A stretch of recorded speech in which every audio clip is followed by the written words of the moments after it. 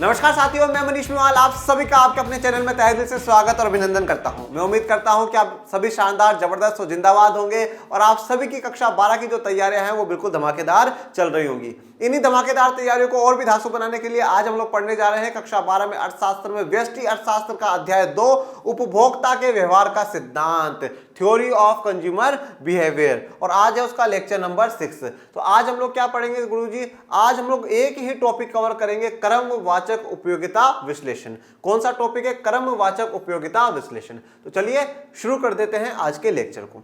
देखो, अब इस लेक्चर को पढ़ने से पहले थोड़ा सा मैं आपको पहले की जो कहानी है उससे थोड़ा सा लिंक करूंगा, क्योंकि हमें अतीत को कभी भी नहीं भूलना चाहिए, ठीक है? क्योंकि अतीत से वर्तमान जुड़ा हुआ होता है और वर्तमान से भविष्य जुड़ा हुआ होता है, तो इसलिए पीछे की बात हमें याद रखनी चाहिए। जब मैंने आपको एक टॉपिक पढ़ाया था जिसका नाम था उपयोगिता विश्लेषण, पहले आपको यह बताया गया था कि उपयोगिता क्या होती है। उसके बाद उपयोगिता विश्लेषण में हमने ये पढ़ा था कि साहब हम उपयोगिता को दो तरीके से माप सकते हैं, मेजर कर सकते हैं, या इसका विश्लेषण का या एनालिसिस का मतलब क्या होता है कि विश्लेषण कर रहे हैं। जैसे कि फॉर एग्जांपल मान लीजिए मैंने आपका टेस्ट लिया और आपके 10 में से 6 नंबर आए, किसी के 8 आए, किसी के 10 में से 10 आए।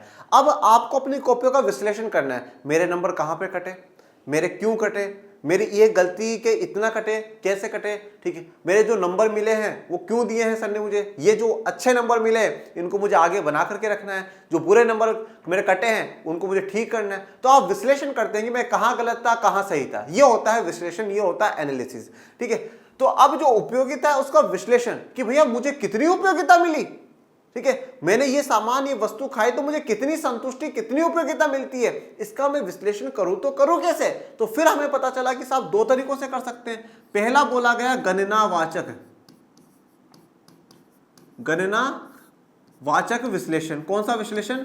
गणनावाचक विश्लेषण, या इसको हम क्या कहते हैं? कार्डिनल यूटिलिटी अप्रोच भी कह सकते हैं और एनालिसिस भी कहा जाता है। विश्लेषण अगर लगाते हैं तो हम एनालिसिस ही लिखते हैं, कार्डिनल एनालिसिस। इसमें यह बोला गया कि भैया आपको जो उपयोगिता मिलेगी उसकी आप गणना कर सकते हो, आप उसकी काउंटिंग कर सकते हो। जैसे कि मुझे 5 चपाती खाने से मैं संतुष्टि आ गई तो मेरी 5 चपाती, 1 2 3 4 5। मैंने 3 टी शर्ट को खरीद लिया तो मैं संतुष्टि हो गई 3 टी शर्ट। मुझे 2 आइसक्रीम की डिब्बी खाने से संतुष्टि मिल गई तो 2 मेरी उपयोगिता हो जाएगी। तो इस गणनावाचक में क्या होगी? गणना होगी, काउंटिंग होगी। C for cardinal, C for counting. और ऐसे भी याद रख सकते हो आप, कार्डिनल मतलब कार्डियो मतलब दिल, ठीक है ना? और दिल क्या है? दिल में हमारी जो है हार्ट रेट होती है, ठीक है, 72 जो है पर मिनट होती है, तो हम उसको काउंट कर सकते हैं, ठीक है? कार्डियो में भी काउंटिंग होती है। तो उसी प्रकार से यहाँ गणनावाचक विश्लेषण। इसी गणनावाचक विश्लेषण में हमें 2 प्रकार की उपयोगिता पढ़नी है थी। एक कुल उपयोगिता,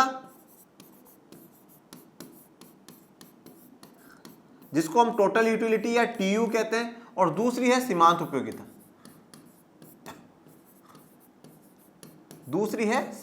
उपयोगिता।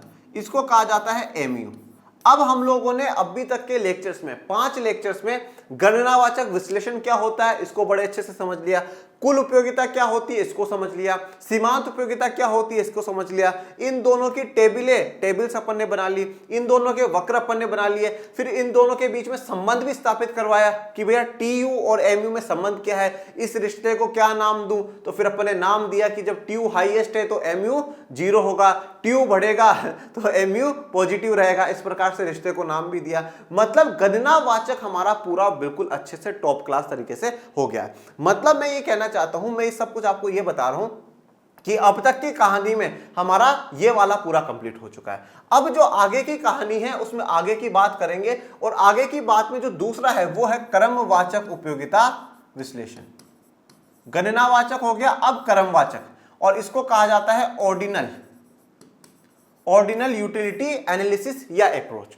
कौन सा? क्रमवाचक या ऑर्डिनल, जिसके बारे में आज हम लोगों को पूरा अच्छे से डिस्कस करना है, विस्तार से और विस्तृत में पढ़ना है। और आज ही नहीं, अब आने वाले 1 से 2 लेक्चरों में हम सिर्फ और सिर्फ क्रमवाचक उपयोगिता विश्लेषण को जानेंगे। इस क्रमवाचक उपयोगिता विश्लेषण में क्या क्या पढ़ना है वो पहले मैं आपको बता दूं। यहां पर अब आपको बड़ी इंटरेस्टिंग चीजें पढ़ने को मिलेगी, और जिसमें से सबसे ज्यादा क्वेश्चन बनने के भी चांसेस होते हैं। इसमें बच्चों हम बात करेंगे अंधिमान वक्र की। किसकी बात करेंगे? अंदिमान वक्र की।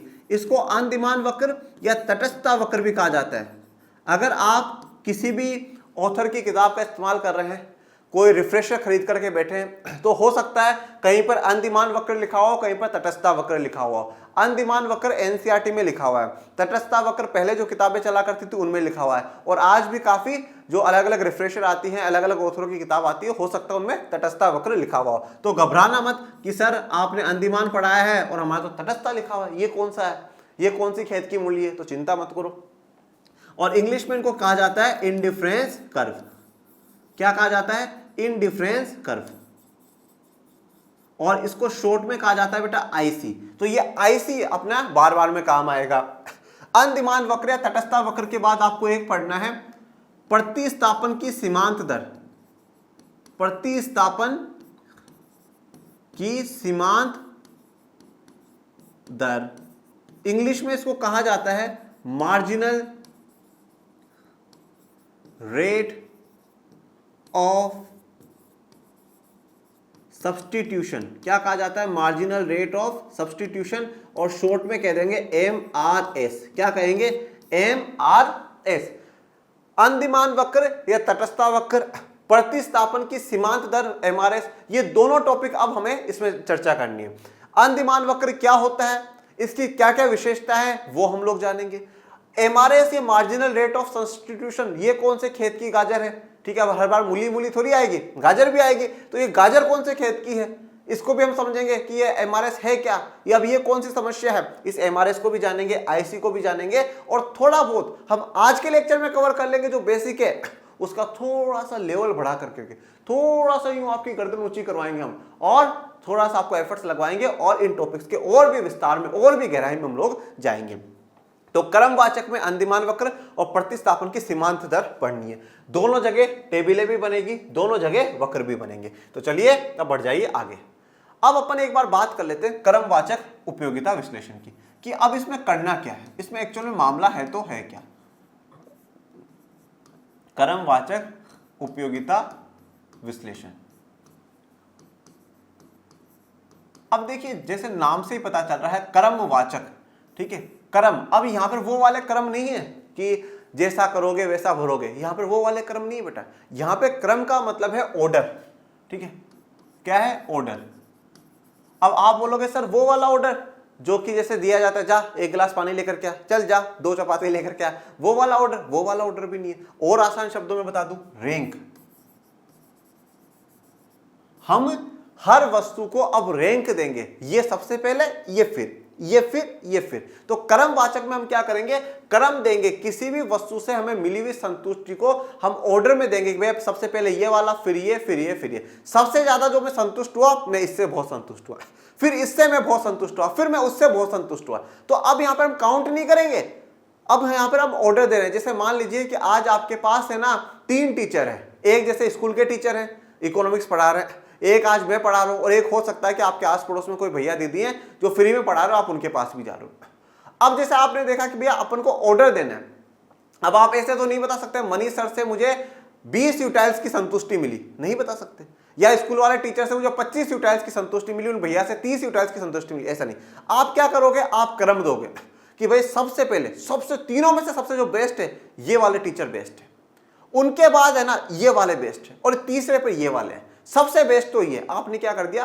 क्रम दे दिया, ऑर्डर दे दिया, रैंक दे दिया। इससे क्या हुआ? हमने उपयोगिता की गणना नहीं करी, हमने उसको क्रम दिया, उसको रैंक दिया, हमने उसको ऑर्डर दिया है। ऐसा हम जीवन में बहुत सी बार करते हैं। हम मान लीजिए 3 दुकानों पे सामान देकर के आए, हम कहते नहीं वो वाली दुकान थी उस पे सामान सबसे बढ़िया था, फिर उस वाली दुकान पे बढ़िया था, फिर उस वाली दुकान पे बढ़िया था। कहीं पर घूमने गए तो आपने 5 जगह देखी, बोले यार सबसे बढ़िया जगह तो वो वाली थी, फिर वो वाली थी, फिर वो वाली थी, फिर वो वाली थी, फिर वो वाली थी। आपने मान लीजिए एक साल में 10 रेस्टोरेंटों में खाना खाया, आपने बोला भैया 1 नंबर खाना तो जो है ना उस वाले रेस्टोरेंट में मिलता है। अब आपने क्रम दिया है, ऑर्डर दिया है बेटा, रैंक दिया है। अब ऐसे बहुत से अर्थशास्त्री, ऐसे बहुत से इकोनॉमिस्ट हैं जिनका यह कहना है कि कभी भी उपयोगिता की गणना नहीं करी जा सकती, काउंटिंग नहीं करी जा सकती, ये पॉसिबल ही नहीं है। रियल लाइफ में उपयोगिता की काउंटिंग करना पॉसिबल नहीं है। सिर्फ और सिर्फ उपभोक्ता अधिक से अधिक क्रम दे सकता है, रैंक दे सकता है कि भैया सबसे अच्छा ये, फिर उसके बाद ये, फिर उसके बाद ये, फिर उसके बाद ये। तो ऐसे कुछ अर्थशास्त्री पैदा हुए जिन्होंने गणनावाचक उपयोगिता विश्लेषण को ठुकराया, उसको गलत साबित करा और क्रमवाचक उपयोगिता विश्लेषण लेकर के आए। और इसमें क्या कहा गया कि इसमें व्यक्ति या जो उपभोक्ता है वो अपनी संतुष्टि को बताने के लिए रैंक दे सकता है कि साहब पहले ये, फिर ये, फिर ये, फिर ये सबसे बेस्ट है। अब ऐसे कौन से इकोनॉमिस्ट थे, जैसे कि मैं बात करूं जे.आर. हिक्स, इन्होंने कहा कि साहब ये क्रमवाचक उपयोगिता विश्लेषण ही चलेगा, गणनावाचक चल ही नहीं सकता, गणना काउंटिंग कर ही नहीं सकते। तो जे.आर. हिक्स ने इस बात की बात करी, इसलिए हम इसको कभी कभार हिक्सियन एनालिसिस या हिक्सियन विश्लेषण भी कह देते हैं, हिक्सियन विश्लेषण भी कह देते हैं। और ये वाला जो क्रमवाचक है ना, इस क्रमवाचक में जो पूरा का पूरा खेल टिका हुआ ना बेटा, पूरा का पूरा जो खेल निर्भर है वो सारा का सारा निर्भर है अंधिमान वक्र पे। किस पर निर्भर है? अंधिमान वक्र पे,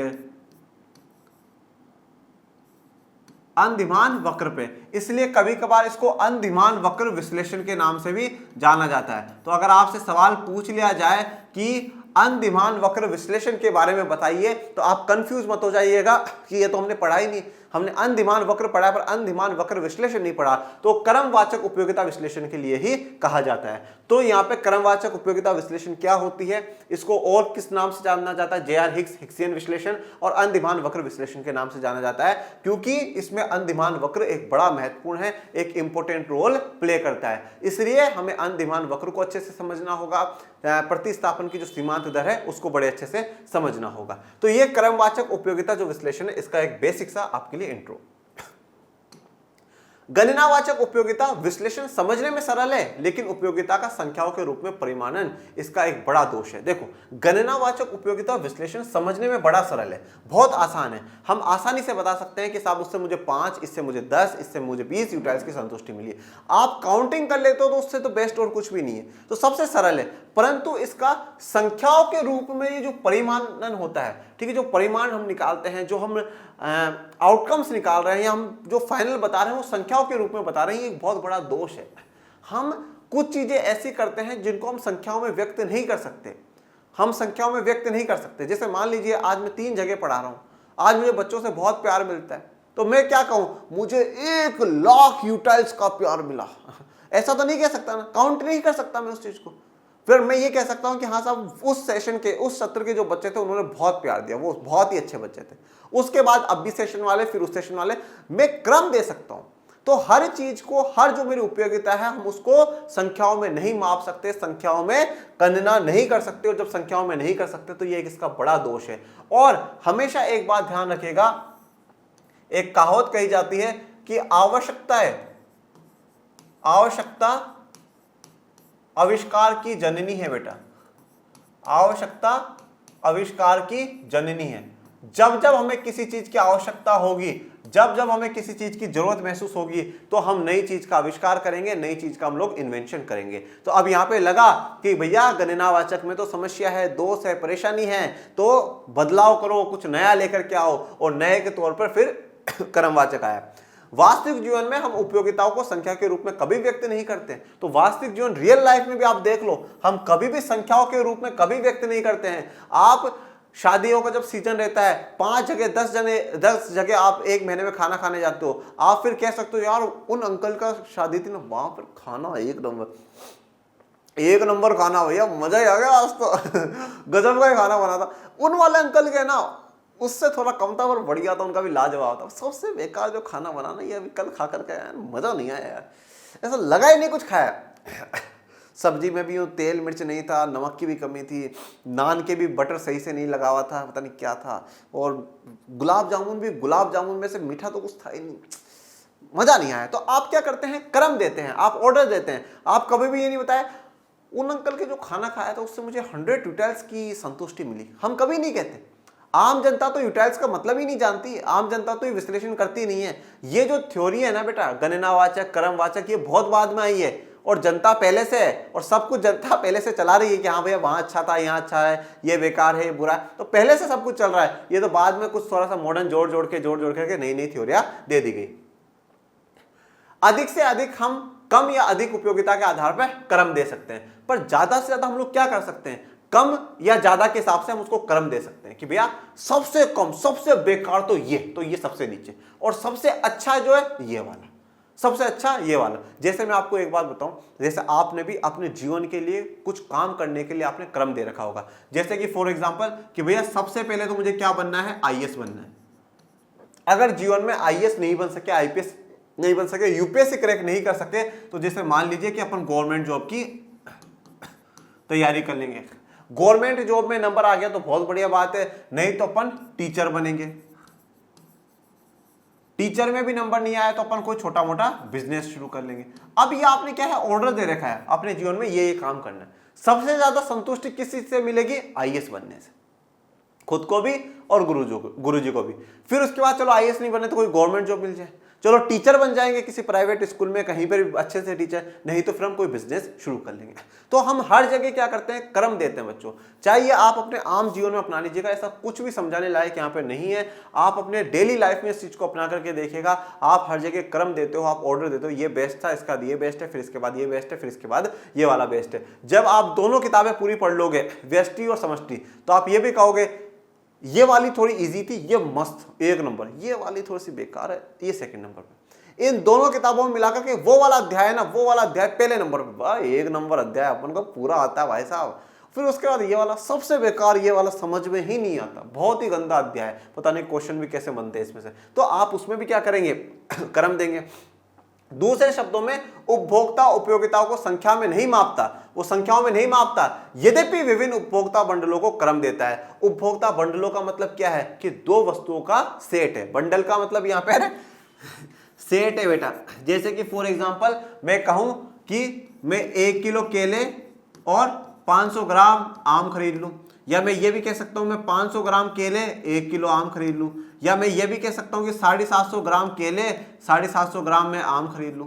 मेरे पास बहुत से बंडल हो सकते हैं, एक बंडल ये हो गया, एक ही हो गया, एक ही हो गया, ठीक है। पर मैं कहूंगा कि सबसे ज्यादा जो संतुष्टि मुझे मिलेगी वो इससे मिलेगी, क्योंकि मुझे आम ज्यादा पसंद है, केले कम पसंद है, तो ये कर लेते हैं, ठीक है। और अगर मुझे दोनों ज्यादा पसंद रहेंगे, मैं कहूंगा मुझे इससे ज्यादा संतुष्टि मिलेगी, इससे सबसे कम और इससे सबसे दूसरे नंबर पे मिल जाएगी, इस प्रकार से। अब बात करते हैं बेटा अनदिमान वक्र की। अनदिमान वक्र या इनडिफरेंस कर्व क्या कहते हैं। देखो मैं आपको एक बात बता देता हूं कि अनदिमान वक्र पे रहना, पूरा अगला जो लेक्चर है वो अनदिमान वक्र पे ही आएगा, इसलिए अब भी अपने दिमाग पर ज्यादा जोर मत डालिएगा कि गुरुजी अनदिमान वक्र इतना सा ही है क्या। नहीं, अनदिमान वक्र बहुत बड़ा है, बहुत बड़ा टॉपिक है, परंतु इसको आज हम सिर्फ और सिर्फ बेसिक समझने की कोशिश करेंगे। देखो अनदिमान वक्र में क्या होता है बेटा, अनदिमान वक्र या तटस्थता वक्र क्या कहा जाता है, तटस्थता वक्र। तटस्थ का मतलब क्या होता है, तटस्थ है, ठीक है, न्यूट्रल है, इधर भी इधर किधर झुकाव नहीं, तटस्थ हम लोग। तो यहां पर अनदिमान वक्र तटस्थता वक्र हमें क्या बताता है कि जब हम दो वस्तुएं हैं, ठीक है, दो वस्तु, जैसे मैंने कहा आम और केले, मैं आम और केले के जो अलग अलग संयोग है या अलग अलग जो बंडल है, मैं कोई सा भी खरीद लूं मुझे संतुष्टि बराबर ही मिलेगी। जैसे कि फॉर एग्जांपल मैंने अभी कहा मैं 1 किलो केले 500 ग्राम आम खरीद लूं, मैं 500 ग्राम केले 1 किलो आम खरीद लूं, या मैं 750 ग्राम केले और 750 ग्राम आम खरीद लूं, कोई सा भी बंडल खरीदूं। अब ये क्या है, दो वस्तुओं के अलग अलग संयोग है, ठीक है, एक संयोग या एक बंडल ये हो गया, एक संयोग या एक बंडल ये हो गया, एक संयोग या एक बंडल ये हो गया। अब मैं कोई सा भी खरीदूं बच्चों, मुझे जो संतुष्टि है ना वो एक जैसी ही रहेगी, मुझे संतुष्टि जो रहेगी वो समान रहेगी, संतुष्टि में परिवर्तन नहीं होगा, संतुष्टि मुझे बराबर ही मिलेगी, चाहे ये वाला लूं चाहे ये वाला लूं, ये चाहे ये वाला लूं। तटस्थता वक्र यही बताता है, तटस्थता वक्र यही बताता है कि जो अलग अलग दो वस्तुएं हैं उनके अलग अलग संयोगों, उनके अलग अलग बंडलों से आप जो भी खरीदे उसमें आपको समान संतुष्टि आपको मिलेगी, ठीक है। अनदिमान वक्र क्योंकि तटस्थता है, कोई सा भी लो, हमारे तरफ किसी की तरफ ज्यादा झुकाव नहीं, चाहे ये वाला ले लो ये वाला ले लो, सबसे संतुष्टि है, सब में खुश अपन। अब इसका एक छोटा सा टेबल बना लेते हैं। जैसे अपन मान लेते हैं कि भैया 1 2 3 4 ले लिया एक बार, ओके, और दो सामान ले लिया आपने, एक्स ले लिया और वाई ले लिया, ठीक है। अब जैसे आप मान लीजिए कि अपन लिख देते हैं कि वाई 25, फिर यहाँ पर 20, और 20 के बाद अपन ने लिया 16, और 16 के बाद अपन ने 13, ठीक है, अपन ने ऐसा कर दिया। इसके बाद आप एक्स वस्तु ले लीजिए, 1 2 3 और 4 ऐसे, ठीक है। एक वस्तु मैंने 1 खरीदी, 2 खरीदी, 3 खरीदी, 4 खरीदी, इस प्रकार से। अब देखो बच्चों, अब इसका जो वक्र बनेगा वो कैसे बनेगा, वक्र जो बनेगा वो कैसे बनेगा। हम ये y अक्ष है और ये x अक्ष है। अब x अक्ष पर हम क्या दिखाएंगे, x अक्ष पर हम x वस्तु को दिखाएंगे, चाहे वो आम हो चाहे वो केला हो, और y अक्ष पर हम y वस्तु को दिखाएंगे, चाहे वो आम हो चाहे वो केला हो। अब मैं यहां पर बना देता हूं 1 2 3 4 और 5, और इसमें अपन 5 का अंतर ले लेते हैं, 5 10 15 20 और 25। चलिए अब वक्र बनाते हैं। अब मेरे पास एक दो बार कमेंट्स में बच्चों ने ये कहा कि सर x अक्ष पर क्या लें, y अक्ष पर क्या लें, ये बात समझ में नहीं आती। हमेशा एक बात ध्यान रखना बेटा, जिस चीज का भी आप त्याग करते हो, जिस भी चीज को आप छोड़ते हो, वो हमेशा y अक्ष पर आती है, और जिस भी चीज की तरफ आप ज्यादा अट्रैक्ट होते हो वो x अक्ष पर आती है। नहीं समझ में आया? अब समझो, आपने x पहले 1 खरीद रहे थे, y 25 खरीद रहे थे, पर x का एक और एक्स्ट्रा खरीदने के लिए आपने y को क्या कर दिया, 5 कम कर दिया। मतलब त्याग किसका करा, y वस्तु का त्याग करा। और जो त्यागी होता है, जो दानवीर होता है, वो हमेशा ऊपर होता है, उसके सदैव जय जयकार होते हैं, जिसे हम क्या कहते हैं, दानवीर करण की सदैव जय जयकार, ठीक है। वो दानवीर थे, तो जो त्याग करने वाला होगा, जो दानवीर होगा, वही ऊपर होगा। या आप इसको ऐसे भी याद रख सकते हो, जो त्याग करेगा, जो जीवन में सुखों का त्याग करेगा, जो सेक्रीफाइस करेगा, वही जीवन में ऊपर जा सकता है, और ऊपर क्या है, वाय है। इस प्रकार से याद रख लो। तो जो त्याग करने वाला है वो ऊपर है, मतलब वाय, ठीक है ना। और जिसकी तरफ हम ज्यादा आकर्षित हैं, हम अगर ज्यादा आकर्षित होंगे तो हम क्यों हो जाएंगे, यूं बिल्कुल लेट जाएंगे, ठीक है। अब जैसे मान लीजिए बहुत से बच्चों को क्या होता है, वीडियो गेम खेलने का शौक होता है, तो भैया वो अपना जीवन बर्बाद कर लेते हैं, लेट जाएंगे बस, कुछ ही नहीं, फिर उसका जीवन में कभी ऊपर जाने का अवसर नहीं मिलेगा, ठीक है। हम बुरी आदतों के प्रति ज्यादा आकर्षित हो जाते हैं तो हम लेट जाएंगे, हम कुछ भी बड़ा नहीं कर पाएंगे। इस प्रकार से आप याद रख सकते हो। हमने TU और MU में हम लोग क्या कर रहे थे, हम कुछ ना कुछ कम होता जा रहा था, टोटल यूटिलिटी कम हो रही थी, गिरती हुई दर से बढ़ रही थी, ठीक है। उसके अलावा MU डाउन जाता जा रहा था, त्याग हो रहा था, तो त्याग हमने y पर दिखाया, और वस्तु बढ़ती जा रही थी इसलिए हमने x पर दिखाया। क्लियर ये बात? अब आज बता दीजिएगा क्लियर हुई या नहीं हुई, नहीं तो अगले लेक्चर में फिर देख लेंगे। अब चलो भैया, x 1 पर है तो ये 25 पर है, ठीक है। उसके बाद 2 20 पर है, 3 16 पर है, तो 15 से थोड़ा सा ऊपर ले लेते हैं, ये 16, ठीक है। और 4 13 पर है, तो 13 लगभग 10 और 15 के बीच में ले लिया। अब देखिए, अब मैं इन चारों को जोड़ देता हूं, एक गायब हो गया ना, ये यहां पर सी है। चलिए कौन कौन से, 1 और 25 हमेशा यूं लिखा जाता है बेटा, x और y, x अक्ष पर जो रहेगा वो पहले, तो 1 और y अक्ष का 25, 2 और 20, 3 और 16, और 4 और 13। अब देखो, अब आप इनको नाम दे दो, इस पॉइंट को A नाम दे दो, इसको B नाम दे दो, इसको C नाम दे दो, इसको D नाम दे दो। अब आप कोई सा भी बंडल खरीदो, चाहे ये वाला खरीदो तो भी आपको संतुष्टि उतनी मिलेगी, ये वाला खरीदो तो भी आपको संतुष्टि उतनी मिलेगी, ये वाला खरीदो तो भी संतुष्टि उतनी मिलेगी, और ये वाला खरीदो तो भी संतुष्टि उतनी मिलेगी। संतुष्टि में कोई परिवर्तन नहीं होगा। यही बात हमें अंदिमान वक्र सिखाता है कि दो अलग अलग वस्तुओं के अलग अलग संयोगों या बंडलों को खरीदते हैं तो हमें संतुष्टि समान मिलती है, ठीक है। हमें संतुष्टि क्या मिलती है, समान ही मिलती है, बराबर ही मिलती है, उस संतुष्टि में कोई परिवर्तन नहीं होता। और इसको आप यहाँ पे लिख देना IC का मतलब है इंडिफरेंस कर्व या अंदिमान वक्र या तटस्थ वक्र। तो ये आपको अंदिमान वक्र क्लियर हो गया। अब ये अंदिमान वक्र ऐसा क्यों होता है, ये यूं क्यों जा रहा है, ठीक है, ये सब हम आगे के लेक्चर में जानेंगे। दो अंदिमान वक्र कभी एक दूसरे को नहीं टकराते, अंदिमान वक्र और क्या होता है और उसका अंदिमान मानचित्र क्या होता है, वो सब कुछ हम आगे बड़ा डिस्कशन चलेगा अंदिमान वक्र पे। अंदिमान वक्र बेटा कोई छोटा मोटा टॉपिक नहीं है, बड़ा टॉपिक है, इसके लिए पूरा स्पेशल लेक्चर आएगा, ठीक है। तो किसी को स्क्रीनशॉट लेना हो तो ले लीजिएगा। एक अंदिमान वक्र पर सभी बिंदु जैसे A, B, C, D तथा उपभोक्ता को समान स्तर का संतोष प्रदान करते हैं। तो अभी मैंने क्या कहा, एक अंदिमान वक्र पे जो चारों पॉइंट है, 4 5 6 7 8 9 10 कितने भी हो, A, B, C, D, E, ये सारी जगह उपभोक्ता को समान स्तर का संतोष प्रदान होगा, मतलब उसको बराबर की संतुष्टि मिलेगी। ये वाला खरीदेगा तो भी संतुष्टि उतनी है, ये वाला खरीदेगा तो भी संतुष्टि उतनी है, ये वाला खरीदेगा, ये वाला चाहे कोई सा खरीद ले, उसकी संतुष्टि कम ज्यादा नहीं होगी, उतनी ही रहेगी।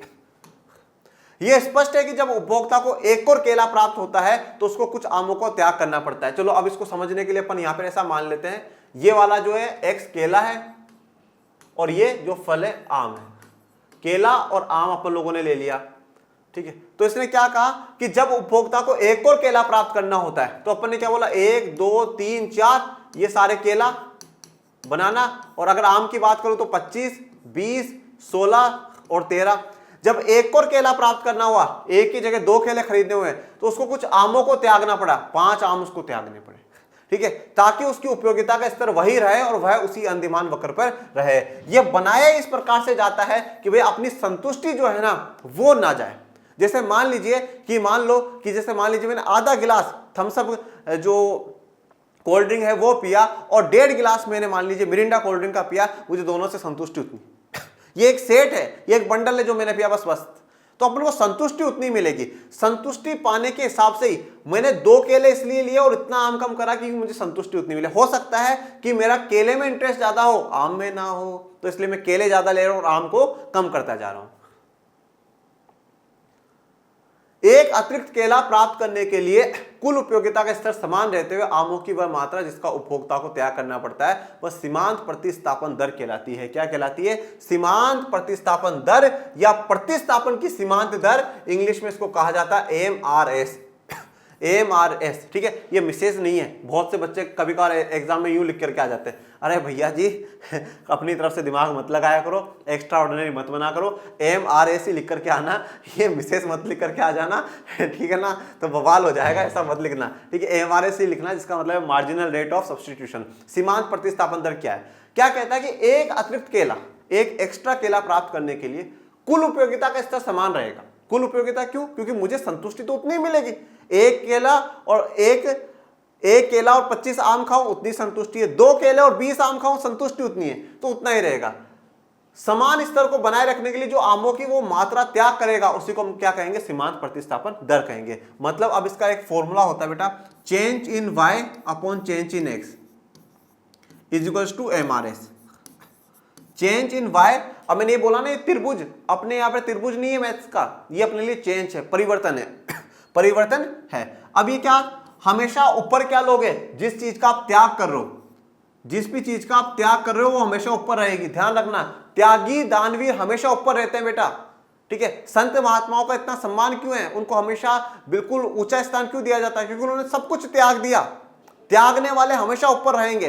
तो त्यागने वाला ऊपर, और पाना है जो, जिसको हम ज्यादा से ज्यादा पाना चाहेंगे वो नीचे रहेगा। अब यहां पर हमने किसको त्यागा? आम को त्यागा, तो आम का अमाउंट ऊपर। अब कैसे निकालूंगा मैं MRS? तो जैसे भैया पहले में ये देखो, अपन एक बार वापस बना लेते हैं, केला 1 2 3 4 25 20 16 और 13। अब पहले में अगर देखें तो पहले में तो कोई MRS नहीं निकलेगी। फिर दूसरे में क्या करा मैंने? एक केले के लिए तो पाया कितना? 2 - 1, और त्याग कितना करा? 25 में से 20, तो 25 - 20, तो मेरा MRS कितना आया? 5/1। इसको मैं 5:1 भी लिख सकता हूं, 5:1 भी लिख सकता हूं। क्या लिख सकता हूं? 5:1। तो यहां पर मेरा इसका MRS क्या आ जाएगा? 5:1। अब इसका निकालो, 20 - 16 और 2 में से 3, 1 को बढ़ा दिया, 3 - 2 तो 4/1, तो 4:1, तो ये 4:1 आ जाएगा। यहां पर 3:1 आ जाएगा, ठीक है, 3:1 आ जाएगा। तो ये क्या कहला रही? सीमांत प्रतिस्थापन दर। मतलब आप एक वस्तु की एक मात्रा को बढ़ाने के लिए दूसरे वस्तु की कितनी मात्रा को त्यागते हैं उसको सीमांत प्रतिस्थापन दर कहा जाता है। प्रतिस्थापन का मतलब क्या होता है? सब्स्टिट्यूशन का मतलब क्या होता है? सब्स्टिट्यूट का मतलब हो जाता है उसकी जगह ले लेना, उसकी जगह ले लेना। जैसे आपने कभी क्रिकेट मैच देखा है तो वो उसमें पूछता है कि सर लास्ट मैच की तुलना में आपकी टीम में कोई चेंज, तो वो कहता है इस वाले खिलाड़ी को सब्स्टिट्यूट कर दिया, मतलब इसकी जगह हम इसको लेकर के आ गए। मतलब क्या हुआ कि मैं जहां पर पहले 1 केला और 25 आम ले रहा था, अब मैंने 25 आम में से 5 को बाहर कर दिया और उसकी जगह 1 केले को बुला लिया, तो 20 आम और 2 केला, प्रतिस्थापन कर दिया, रिप्लेसमेंट कर दिया, ठीक है, प्रतिस्थापित कर दिया है। जैसे फॉर एग्जांपल मान लीजिए आज आपके स्कूल में एक टीचर पढ़ा रहा है और उसकी जगह दूसरे टीचर आ जाए, तो वो क्या कर दिया गया, उस टीचर की स्थान ले लिया गया, उस टीचर का स्थान ले लिया गया है। तो ये प्रतिस्थापन होती है। तो प्रतिस्थापन की दर कितनी है, कितनी रेट है, किसी दूसरी चीज को लाने के लिए लेने के लिए हमें कितना चुकाना पड़ेगा, वही सीमांत दर प्रतिस्थापन हमें बताती है। अब जैसे आपको 12th में टॉप करने के लिए आपको कितनी मेहनत करनी पड़ेगी, कितनी नींद का त्याग करना पड़ेगा, कितनी शादियों का त्याग करना पड़ेगा, ये आपकी सीमांत प्रतिस्थापन दर है।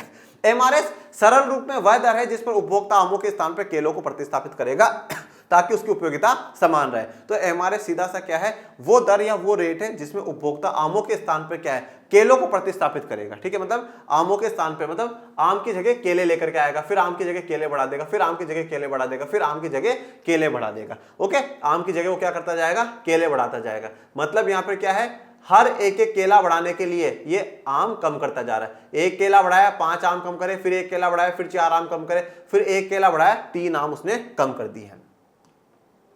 चलिए, सीमांत प्रतिस्थापन दर, या इसको हम लिखते हैं मार्जिनल रेट ऑफ सब्स्टिट्यूशन। क्या लिखेंगे, marginal rate of substitution. MRS इसको शॉर्ट में कहा जाएगा और हमेशा कैपिटल्स में ही लिखना है एमआरएस। इस एमआरएस का क्या फॉर्मूला होता है, एमआरएस का फॉर्मूला होता है change in y upon change in x. आप इसको और लिख लीजिए, त्याग करी गई वस्तु में परिवर्तन, त्याग करी गई वस्तु में परिवर्तन, परिवर्तन। ठीक है, और नीचे क्या लिखोगे, वस्तु अतिरिक्त वस्तु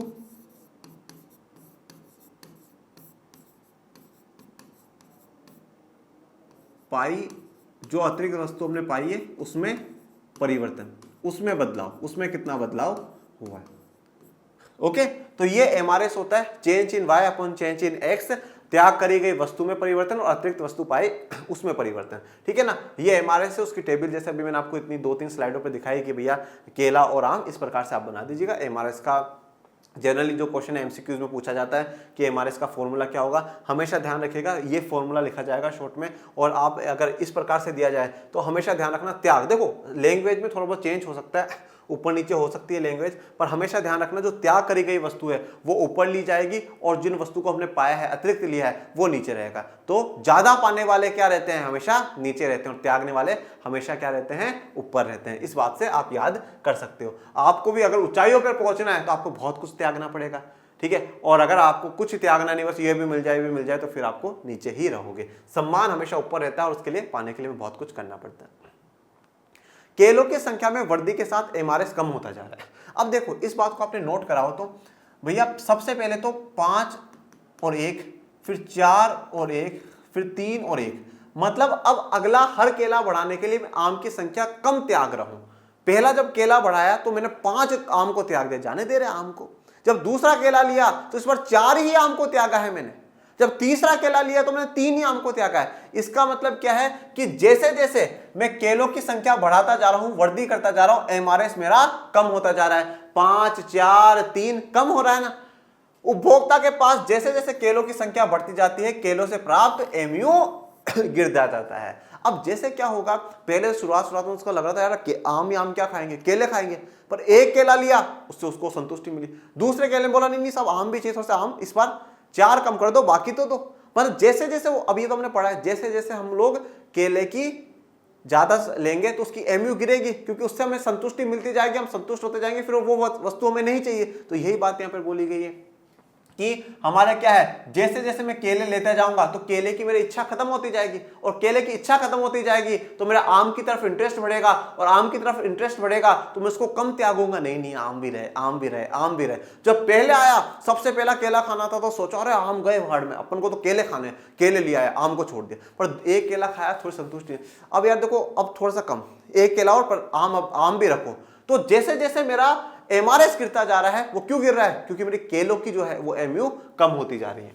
इस भांति आमों की संख्या में से आमों की प्राप्त सीमांत उपयोगिता बढ़ती जाती है। अब यहां पर क्या है, केलों की एमयू तो गिरेगी, क्यों? क्योंकि आप वो लेते जा रहे हो तो उससे आप क्या है, मन भर जाएगा, उसकी इच्छा आपकी खत्म हो जाएगी। पर अब आप आम कम ले रहे हो, तो उससे आप संतुष्ट नहीं हो रहे हो और उससे एमयू नहीं गिरेगी, एमयू आपको बढ़ानी होगी, प्राप्त सीमांत उपयोगिता बढ़ती जाएगी। मतलब आप केलों का जब केलों का उपभोग बढ़ाते रहोगे, लगातार बढ़ाते रहोगे तो उससे केलों की तो एमयू गिर जाएगी, क्योंकि उससे आपकी इच्छा बढ़ चुकी है। परंतु अब क्या है, आपका इंटरेस्ट आम में है, तो इसलिए आम की एमयू बढ़ेगी कि नहीं, अब आम चाहिए। इस प्रकार केलों की संख्या में वृद्धि होने उपभोक्ता की कम और कम आमों की मात्रा त्यागने की प्रवृत्ति बढ़ेगी। तो जैसे जैसे वो केले ज्यादा खाता जाएगा तो उसकी कम से कम वो आम त्यागना चाहेगा। क्यों? ज्यादा केले खाएगा, केलों से संतुष्ट हो जाएगा, फिर वो आम ज्यादा खाना चाहेगा, इसलिए वो आम को कम त्यागेगा और केलों को भी लेता रहेगा, पर अब आम कम त्याग करके आम ज्यादा लेना चाहेगा। ठीक है, यही एमआरएस है। केलों की मात्रा में फलस्वरूप एमआरएस के गिरने की इस प्रवृत्ति को हासमान सीमांत प्रतिस्थापन का नियम कहा जाता है। तो ये केलों की जो मात्रा में, ठीक है, फलस्वरूप जो गिरावट आ रही है, एमआरएस की जो गिरने की प्रवृत्ति है कि लगातार जो एमआरएस है वो कम होता जा रहा है, इसको क्या कहा जाता है, हासमान सीमांत प्रतिस्थापन का नियम। क्या कहा जाता है? हासमान सीमांत प्रतिस्थापन का नियम, law of diminishing marginal substitution. क्या कहा जाएगा? लॉ ऑफ, कानून आ गया फिर से, law of diminishing marginal substitution, कि भैया लगातार क्या होता जा रहा है, एमआरएस गिरता ही जा रहा है, और क्यों गिर रहा है वो मैंने आपको समझा दिया। अतः यह स्पष्ट है कि प्रत्येक अगले क्रेता के लिए उपभोक्ता थोड़ी और थोड़ी आमों की मात्रा का त्याग करता है। अब जैसे भी वो कोई अगली चीज खरीदेगा तो उसमें आम थोड़े और कम त्यागेगा, फिर और वापस केला खरीदेगा तो थोड़े और कम आम त्यागेगा। मतलब आमों की संख्या वो बढ़ा रहा है कि नहीं आम भी चाहिए, आम भी अब अपन को चाहिए, क्योंकि उसका इंटरेस्ट अब आम में बढ़ जाएगा। चलिए, तो इसी के साथ जो हमारा आज का लेक्चर है वो कंप्लीट होता है। आपको कोई भी डाउट, कोई भी समस्या हो तो कमेंट बॉक्स में मेंशन करिएगा, और आज का लेक्चर कैसा लगा ये भी बताइएगा। और मेरे प्यारे विद्यार्थियों, पढ़ते रहिए, आगे बढ़ते रहिए, और इस चैनल में जो आपका इंटरेस्ट है वो बनाए रखिएगा, और हर बच्चे तक इस चैनल को पहुंचाइए। लाइक करिए, शेयर करिए, सब्सक्राइब करिए। डिस्क्रिप्शन में टेलीग्राम का चैनल का भी लिंक दे रखा है, उसको भी ज्वाइन करिए, जिससे आपको सभी नई जानकारी मिलती रहे। और पढ़ते रहिए, आगे बढ़ते रहिए, 100 में से 100 मार्क्स लाइएगा। मिलेंगे नेक्स्ट लेक्चर में, तब तक के लिए थैंक यू सो मच। जय हिंद, जय भारत।